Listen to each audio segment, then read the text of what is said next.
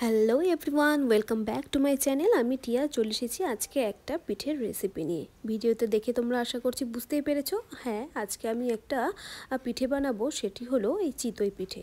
আমি না পিঠে খুব একটা বানাতে পারি না, তাও চেষ্টা করেছি, যা চেষ্টা করেছি সেটাই তোমাদের সঙ্গে একটু শেয়ার করেছি। এই চিতই পিঠে আমার না ওই দুধ দিয়ে যে পিঠেটা হয় সেটা খেতে ভীষণ ভালো লাগে, তাই একটু আমি চেষ্টা করেছিলাম, তাই সেটাই আজ তোমাদের সঙ্গে শেয়ার করছি। কেমন লাগলো ভিডিওটা অবশ্যই জানাতে ভুলো না। এই দেখো, এইদিকে আমি পিঠে বানানোর জন্য ব্যাটারটা তৈরি করে রেখেছি। তারপর এখানে দেখো আমি একটা লোহার কড়াই নিয়েছি। এখানে আমি তেল বা কোনো কিছু ইউজ করিনি। কড়াইটাকে পুরো হিট করে নিয়ে তারপর ওই যে ব্যাটারটা বানিয়েছিলাম, আসলে এটা আমি আজকে বানিয়েছিলাম গোবিন্দভোগ যে চাল রয়েছে সেই গোবিন্দভোগ চাল দিয়ে পিঠেটা বানিয়েছিলাম।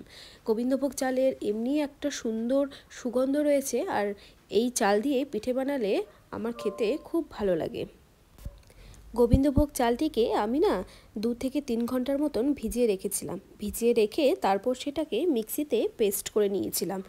আর এই যে ব্যাটারটা বানিয়েছিলাম সেটাতে আমি হালকা উষ্ণ গরম জল দিয়ে একটু লবণ দিয়ে গুলে রেখেছিলাম বেশ ঘন্টাখানেক।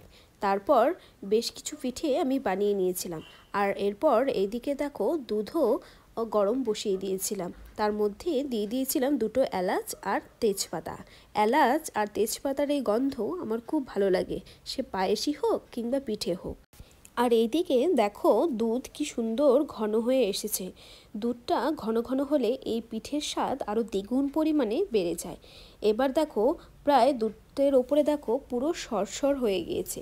আর এই সময়ই আমি এই যে চিতই পিঠাগুলো ভেজে রেখেছিলাম সেগুলো এক এক করে দিয়ে দেব।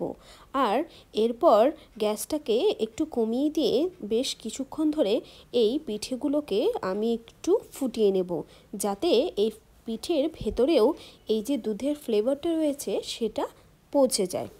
পিঠেগুলোকে আমি 10 থেকে 15 মিনিট ফুটিয়ে নিয়েছি। এরপর বেশ কিছুটা ঠান্ডা হয়ে এলে আমি এর মধ্যে দিয়ে দেব গুড়। আর ওই গরম অবস্থায় যদি গ্যাসে থাকাকালীন গুড়টা দিতাম হয়তো দুধটা ফেটে যাওয়ার একটা চান্স থাকতো। তাই গ্যাসটিকে বন্ধ করে যখন একটু গরমটা কমে আসবে ঠিক সেই সময় আমি দিয়ে দিয়েছিলাম গুড়। আর এই দেখো এইদিকে আমার দুধ চিতই পিঠে রেডি।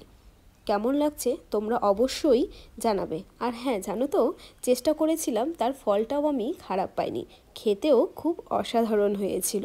যেমন দেখতে হয়েছে ঠিক তেমনটাই খেতে হয়েছিল। তোমরা কে কোন পিঠে খেতে ভালোবাসো আমাকে নিশ্চয়ই কমেন্টে জানাবে। আজ এখানেই শেষ করছি। টাটা, দেখা হবে আবার কোনো নতুন ভিডিওতে।